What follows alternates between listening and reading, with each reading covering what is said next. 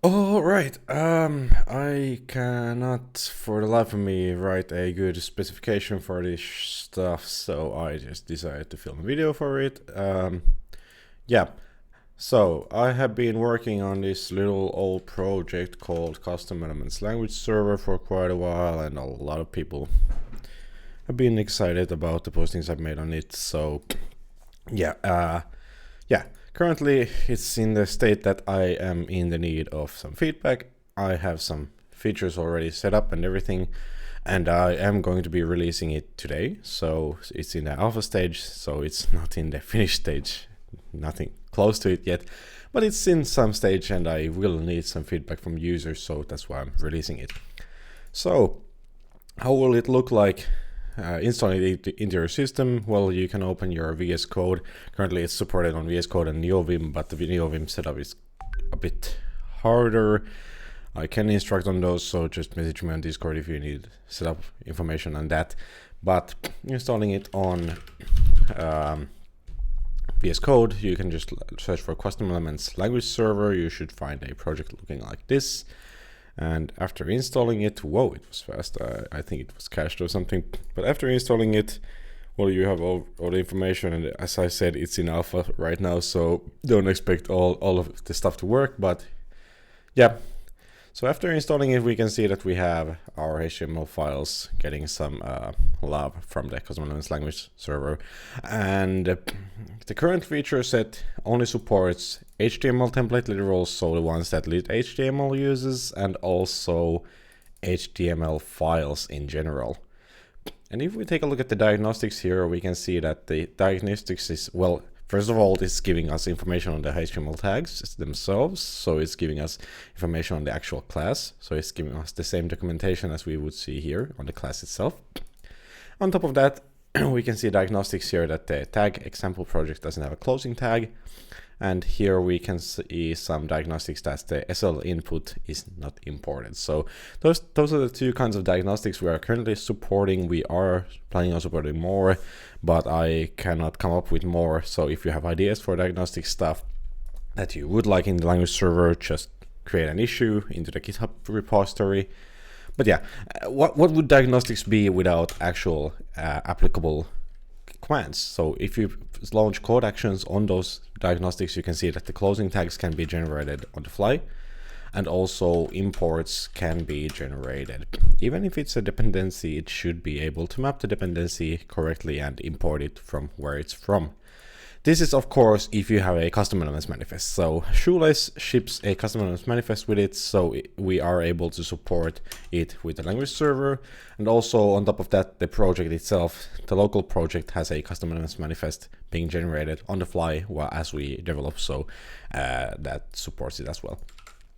But what other features on top of the ones that we went through already do we have? Well, we have, for example, go to definitions. So if you have a custom element tag, you can just control click, or wherever you have bound it, you can control click and go to the definition of the actual element. It also works backwards, so go to references should work. So we can see all of our example project tags in our go to references pane also. So it works both ways. On top of that, we have go to definition on attributes and properties. So we support the lit bindings currently. That might change, but that's currently how it is. And you can just control click on it and go to the definition of the property itself. It works the same way on attributes. If we import this, we can see that it works on attributes. It goes to the attribute itself, and so on and so forth.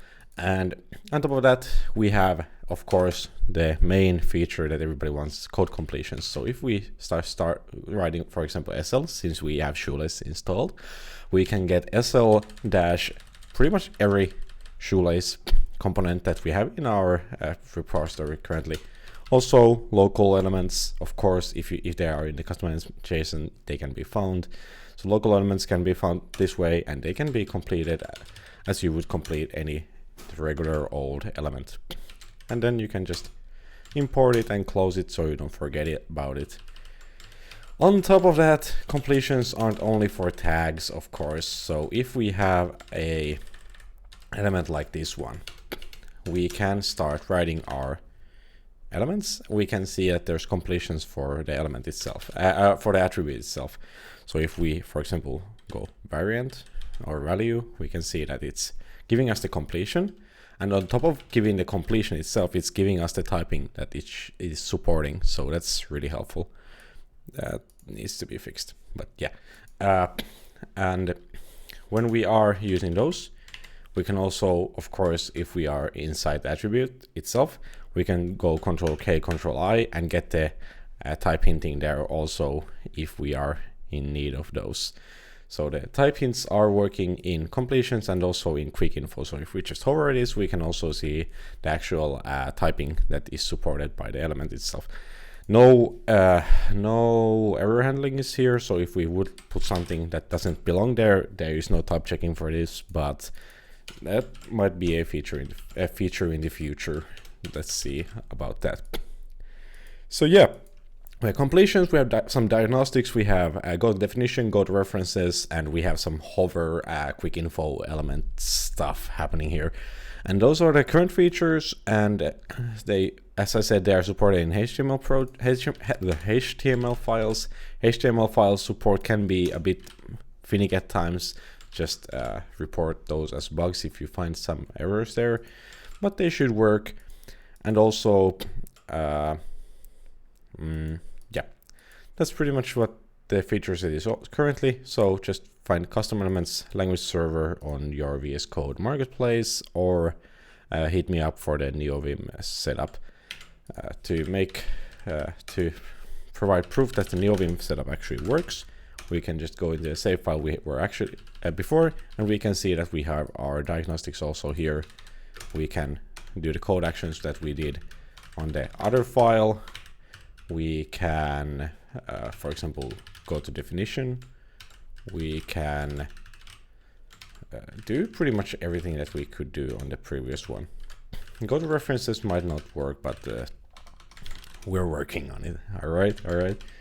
So yeah, if you got interested, check out the link in the description or just on your VS Code. Hit me up on Discord. I'm Matsu in the Elite Discord, for example, and there's a rubber story that is going public like right now, and you should be able to submit some issues there if you find any. So yeah, I hope everybody enjoys the progress so far, and try it out. Let me know how you are feeling with it, and let's make it even better together. So yeah.